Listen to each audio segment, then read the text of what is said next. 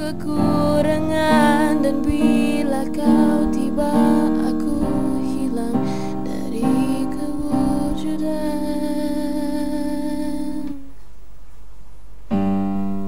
Sempurnanya sifatmu, tulusnya hatimu, jujurnya niatmu, tingginya kesabaranmu. Lepaskanlah diri. Dan kenapa di sana? Album apa cerita? Saya ada dekat sana dah setahun setengah dah macam tu kan. Jadi dekat sana macam banyak buat recording. And then hari tu bulan Mac itu saya baru keluarkan EP.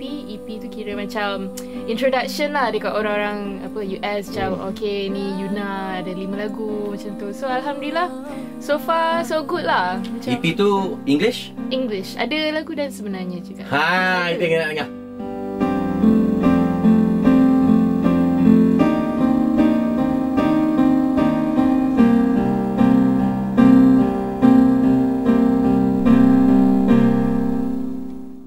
InsyaAllah ada dalam perancangan lagi. InsyaAllah bulan Disember ni saya akan buat something lah dengan lagu-lagu yang dekat US yang dah ada tu, yang 5 buah lagu tu. Jadi kena tunggulah. Sambutan macam mana? Masuk?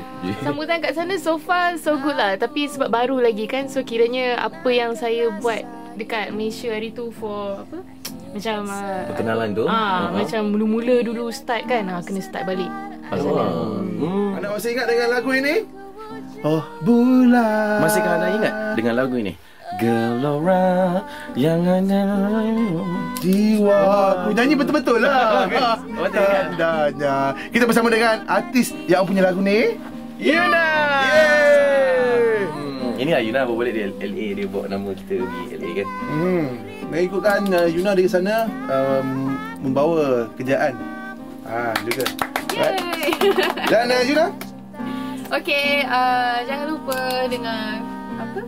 Interview saya Carta Era 40 and jangan miss lah, kena dengar radio selalu. Okay, betul. Saya beritahu bila?